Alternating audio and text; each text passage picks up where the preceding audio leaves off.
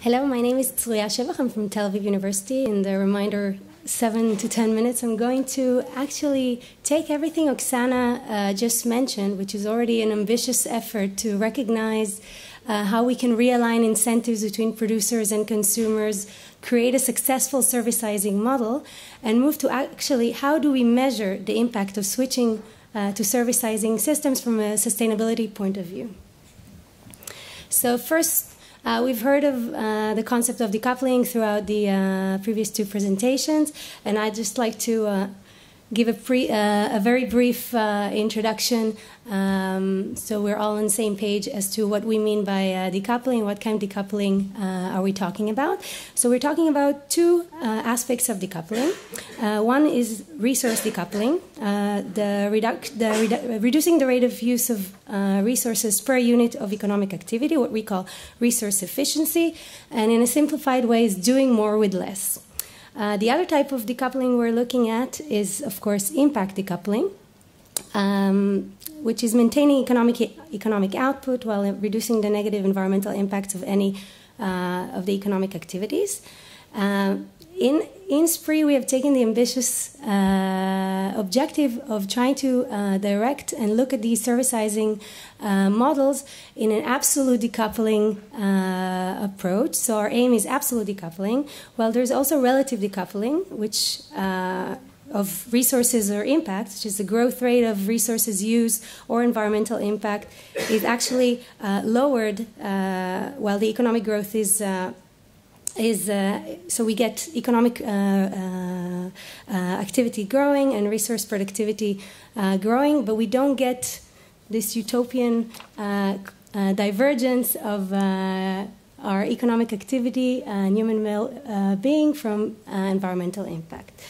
So when we set out to think how are we going to measure whether these servicizing models are actually directing us towards absolute decoupling? We did a very big survey of what is around. The OECD has had 31 decoupling indicators, and they've used them in their environmental performance reviews for a long period now, since 2002, and that's a good indication of macro-level national decoupling. The EU, and I'll get back to this in a second, developed LCA-based, which is also the approach in SPRI, resource efficiency and impact indicators, also mostly looking at the macro level. For UNEP, when we started out, there was no core set. There was an intention with the resource panel to develop a core set, and when we started out, there still was not a core set. In parallel, the OECD came out with the green growth indicators, which we looked at and which were relevant to our sectors, still in a macro level.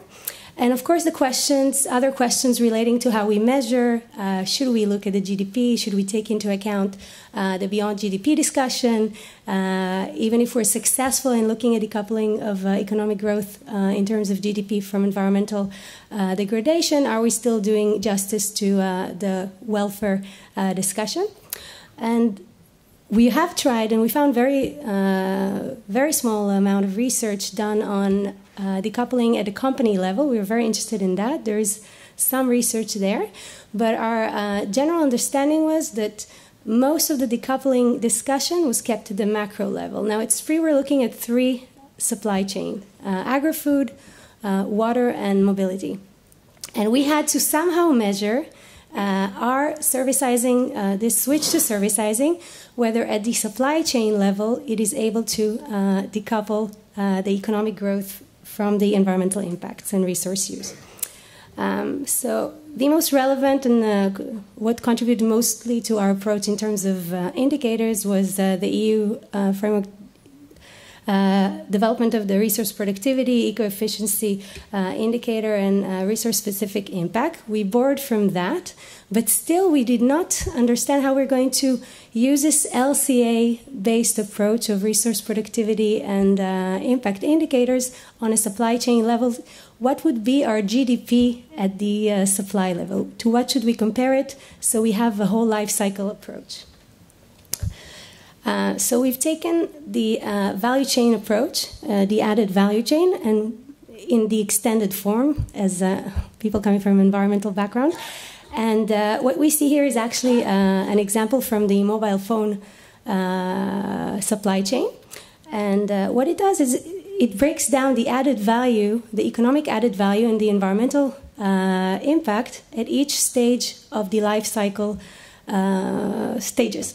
So number one would be the resource extraction. In the mobile phone supply chain, that's where you have the highest environmental impact. And you can see the amount of added value contribution to GDP at this point is very minor. We move on to processing and refining, manufacturing, retail, and distribution, and so on. And this is where the high jumps in contribution to the added value, the economic added value, are identified. But in terms of environmental impact, we see a plateau, more or less. Okay. Now, this puts together both the environmental impact and the added value at each stage that we wish to look at when we create this switch to servicizing from a life cycle perspective.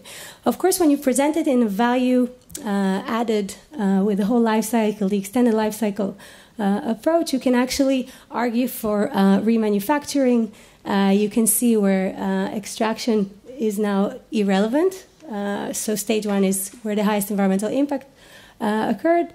We now move to a better argument, better economic argument for remanufacturing and so on. So for SPRI, we have adopted a value chain approach with an added value approach and keeping a full life cycle perspective. So if I wrap up all the, because this was a very long process, if we consider what we include in our measuring approach, and that would feed into the model and would is implemented in all the three sectors, is we have a pure economic added value approach. GDP at the chain level, you have the sales price of outputs.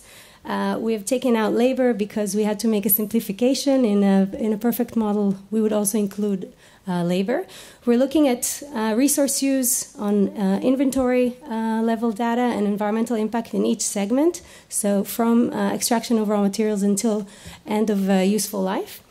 For each agent and for each process, product, service, each sector, and they will talk about it later, chooses, we cannot look at all the indicators, but the key indicators for resource productivity.